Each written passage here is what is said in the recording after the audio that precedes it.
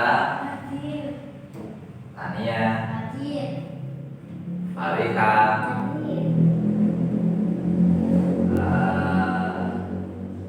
Nadia, Nabila. Oh, ada semua. Terima kasih. Selanjutnya, sebelum kita lanjutkan, saya ingin merefleksi atau mengulang materi pada minggu yang lalu. Minggu yang lalu sudah saya sampaikan tentang apa kemarin? Tata cara sholat Id. Kemarin setelah kita mengamati dan mempraktekkan cara sholat Id, masih ingat kemarin apa yang membedakan antara sholat Id dengan sholat yang lain? Apa kira-kira? Takbirnya. Kalau takbirnya sholat Id, rakaat pertamanya berapa? 7 takbiran. Kalau rakaat yang kedua 5 takbiran. Kemudian kalau antara takbir satu dengan yang lainnya dipisah dengan membaca apa? Membaca tasbih. Bunyinya tasbih Subhanallah, walhamdulillah, wala ilaha illallah, wallahu akbar.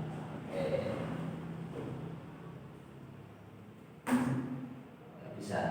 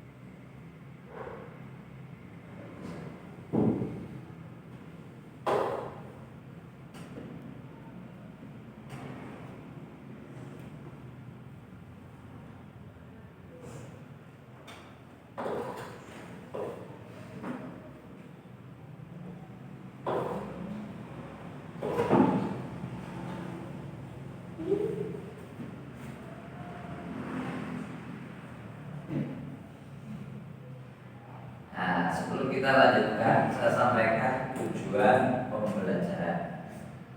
Tujuan kita mempelajari pada pagi hari ini adalah yang pertama, kita setelah mengamati materi yang saya tampilkan, nanti diharapkan anak-anak semua bisa menelaah, bisa melihat, bisa memahami, bisa menganalisis berbagai hal yang berkaitan dengan sholat Id dengan baik dan benar. Yang kedua, nanti bisa memahami sikap saling memaafkan sebagai pengamalan nilai-nilai sholat Id dengan baik dan benar. Jadi manfaatnya apa sholat Id itu? Kemudian bisa menyimpulkan dan bisa menulis hal-hal yang berkaitan dengan sholat Id dengan benar dan baik. Itu.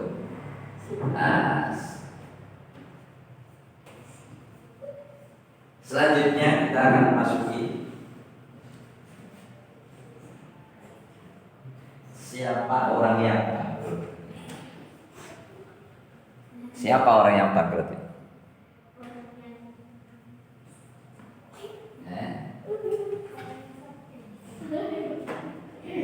Siapa orang yang bangkrut?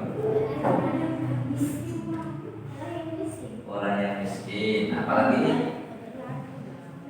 Siapa orang yang bangkrut itu?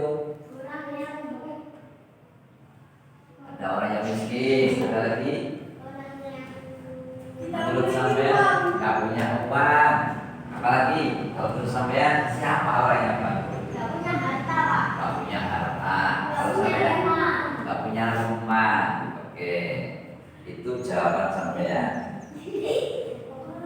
Tapi jawabnya Rasulullah Shallallahu Alaihi Wasallam, atadruna mal muflis? Apakah kamu tahu siapakah orang yang muflis itu? Siapa orang yang bangkrut itu? Ya. Para sahabat pada saat itu semuanya rata-rata menjawab seperti apa yang sampean jawab.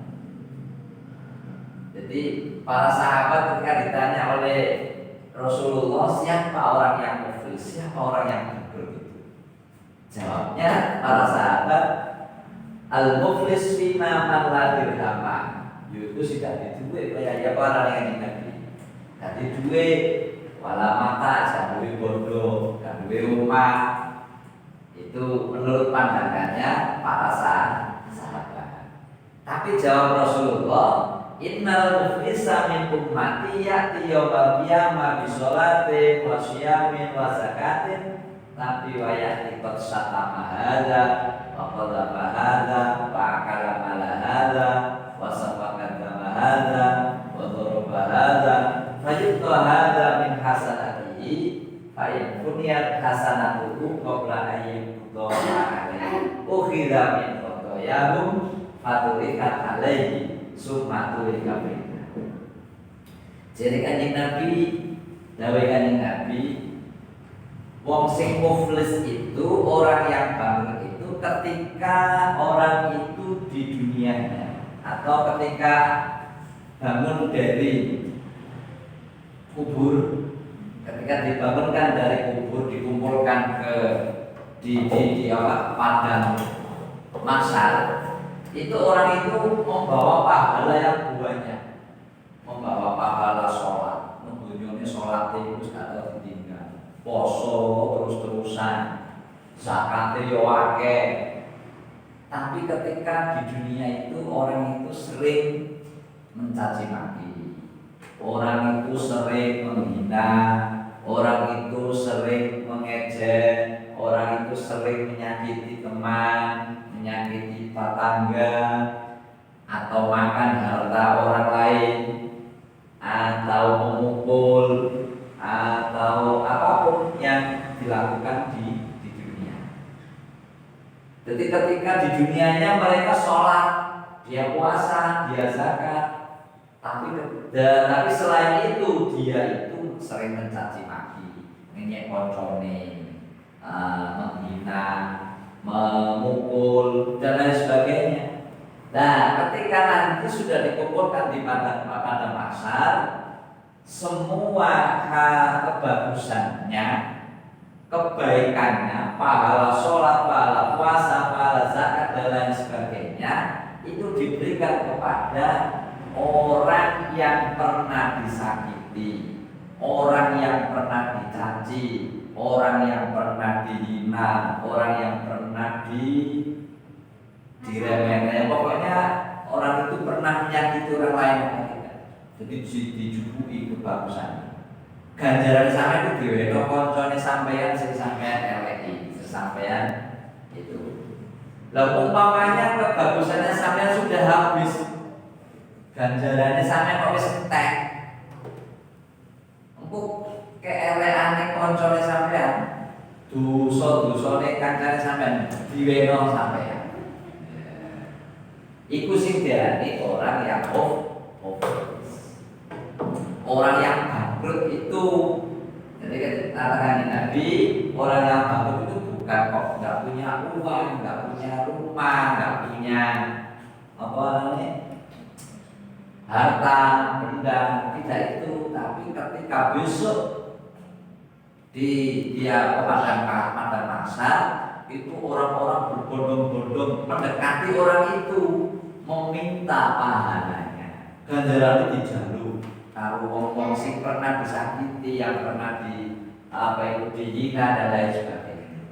Setelah orang itu diambil pahalanya, dihabiskan oleh teman-temannya, masih ada lagi orang yang datang. Setelah datang ternyata habis. Lah, gaya itu pahala kok pahala apa? Dosa-dosanya orang yang meminta tadi, minta pertanggungjawabnya, itu diberikan kepada orang yang tadi, orang yang pernah menyakiti.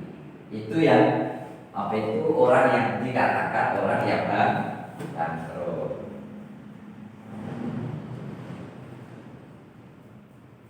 Selanjutnya, innamal mu'minuna ikhwatun fa aslihu baina akhwaykum wattaqullaha la'allakum turhamun. Sesungguhnya kita orang-orang mukmin itu adalah bersaudara. Kita sama-sama orang-orang mukminnya bersaudara. Karena kita bersaudara, asliku baina akhwaikum, antara teman satu dengan yang lain, tetangga satu dengan yang lain, atau dengan siapapun, kita jangan menghina, jangan mencaci maki, jangan meremehkan. Nah, wattaqullah, takwa kepada Allah, takutlah kepada Allah. Karena kita ini semua adalah ciptaannya Allah. Kalau kita menghina kepada teman, itu berarti sama saja kita menghina kepada Allah. Karena kita adalah bersaudara. Wah, itu bukan saudara kandung saya. Iya, bukan saudara kandung, tapi kita saudara seiman dan seislam. Sama-sama kita iman kepada Allah, sama-sama orang Islamnya. Makanya sama teman jangan menghina, jangan meremehkan, kemarin sampai memukul, apalagi dengan ucapan yang sama, terasani juga, terasani iri itu berarti apa? Yo iri, umpamanya ada temannya yang sukses sampai mau wangkel, itu namanya iri. Kalau sampean makan es, biasanya nggak makan es kupiri ya. Berbeda agama. Nah, ini kalau kita orang mukmin, umpama kita berbeda agama, kita sebenarnya juga harus berbaik budi sesama orang atau sesama manusia, meskipun mereka itu berbeda agama. Tapi ketika kita berhubungan sosial, ya harus apa itu sama, artinya sama itu nggak boleh kita menjegal. Oh, itu wong non Islam kita jegal, nggak boleh. Yang penting kita itu tidak bekerja sama di dalam akidah. Coba kalau kita bersama-sama, ayo kita berbondong-bondong ke gereja mengikuti sembahyangnya orang Kristen umpamanya. Nah, itu yang nggak boleh. Tapi kalau umpamanya kita bekerja sama membangun jalan bersama-sama orang Kristen, orang non-Islam, nggak apa-apa. Umpamanya kita jual beli kerjasama, nggak apa-apa. Yang tidak boleh itu bekerja sama dalam akidah. Karena dulu kan Nabi itu pernah diajak kerjasama sama orang-orang kafir Quraisy. Muhammad, ya ada apa? Umpamanya kita kerjasama di mana? Oh iya, di mana kerjasama Pak? Umpamanya hari ini sampean mengikuti menyembah Tuhanmu. Besok semua orang-orang apa itu teman-teman saya akan menyembah Tuhan kamu. Jadi gentenan. Saiki namane wong kafir Quraisy, meni namane wong Islam. Nah, Nabi yo bingung iki piye iki. Kemudian turunlah ayat lakum dinukum waliyadin. Nah, itu ceritanya ketika masalah akidah, masalah agama, kita nggak boleh kerjasama. Karena agamamu ya untuk kamu, agamaku ya untuk aku sendiri. Lakum dinukum waliyadin. Jadi nggak boleh. Tapi kalau tentang sosial kerjasama dengan sesama manusia, masyarakat, nggak masalah. Jadi umpamanya masyarakat kita ini majmuk, ada orang Kristen, ada orang Hindu, ada orang Buddha umpamanya. Nah, kita nggak apa-apa berbisika. Ya boleh itu bodoh-bodoh kita masuk nanti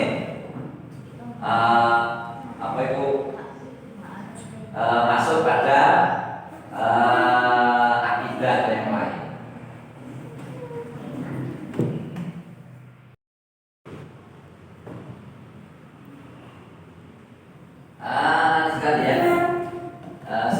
kita lanjutkan, kita akan memahami, menganalisa tentang ketentuan pelaksanaan sholat Id.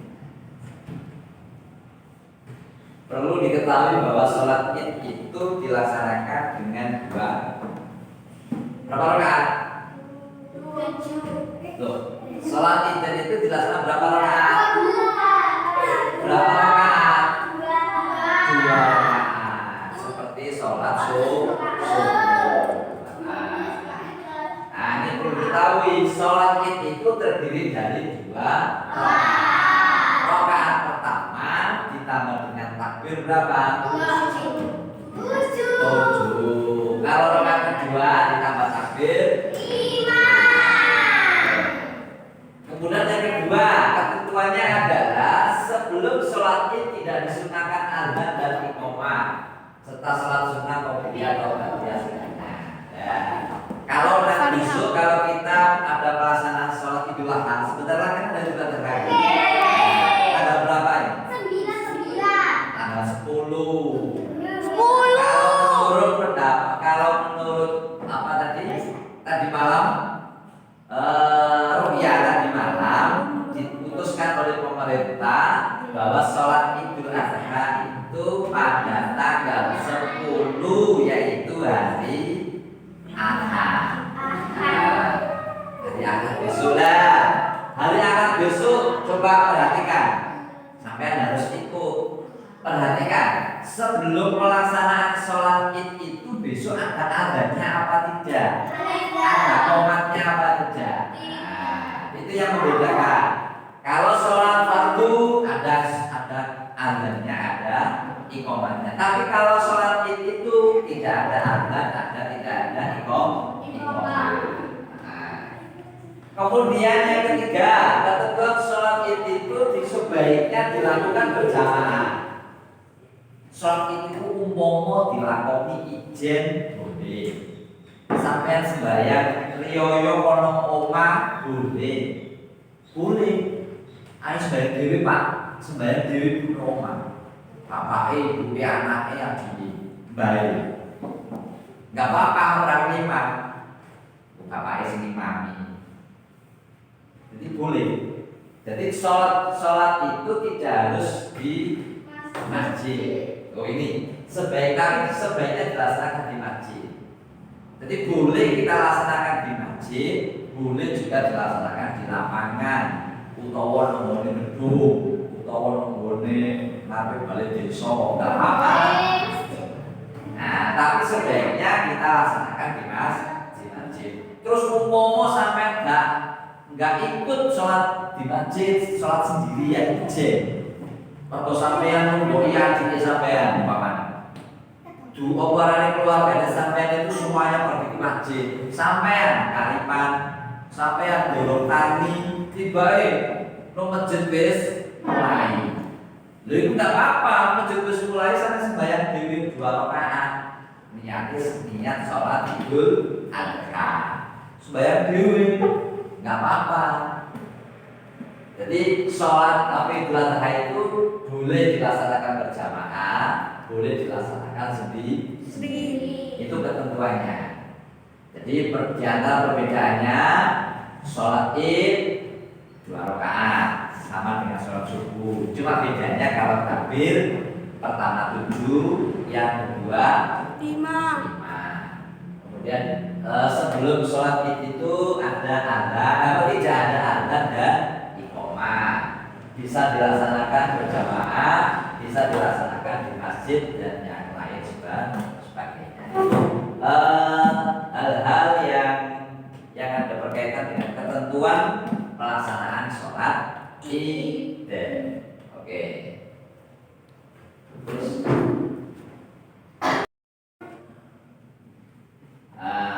dan sekalian, sebelum kita mengakhiri pertemuan kita pada pagi hari ini, mari kita simpulkan materi yang tadi. Pertama, ketentuan sholat Id diantaranya adalah berapa tadi jumlah rakaatnya? 2. Takbir yang pertama 7, takbir takbir yang kedua? 5. Pelaksanaan sholat Idnya dilaksanakan di mana? Masjid. Bisa di masjid atau yang lainnya. Kemudian sholat Id itu sebelumnya dilaksanakan apa? Ada pelaksanaan adzan iqamah apa tidak? Tidak. Tidak ada. Jadi berbeda dengan sholat fardu. Kemudian yang terakhir setelah sholat Id itu kita harus mempunyai sikap memaafkan kepada orang-orang yang pernah salah pada kita. Meskipun orang lain itu tidak meminta maaf pada kita, tapi kita sudah memaafkan. Insya Allah nanti akan diganti pahala oleh Allah yang luar biasa. Meskipun orang lain itu tidak meminta maaf pada kita, tapi kita sudah memaafkan kepada orang lain. Oh, itu pahalanya luar biasa. Gitu ya. Nah, itu terakhir nanti bersalam-salaman dengan temannya, mohon maaf dengan yang lainnya. Jadi besok ketika mengikuti sholat Id di masjid, jangan pulang dulu. Biasanya kan ada salam-salaman. Nah, itu kita ikut salam-salaman. Tujuannya adalah itu adalah hasil dari pengamalan dari pelaksanaan sholat Id. Yang penting sholat Id itu kita meminta maaf kepada temannya dan memaafkan, itu yang penting. Oke. Untuk itu marilah pertemuan kita pada pagi hari ini kita tutup dengan bacaan wal asri. Mudah-mudahan pertemuan kita ini dapat barokah, mendapatkan ilmu yang bermanfaat. Mari kita berdoa mulai. Bismillahirrahmanirrahim. Wal asri innal insana lafi khusrin illa alladziina aamanu wa 'amilus shalihati wa tawassaw bil haqqi wa tawassaw bis sabr. Raditu billahi rabban wa bil islami dinan wa bi Muhammadin nabiyyan wa rasulan. Rabbi zidna ilman warzuqna fahman. Amin ya rabbal alamin. Dari saya kurang mohon maaf. Assalamualaikum warahmatullahi wabarakatuh. Waalaikumsalam warahmatullahi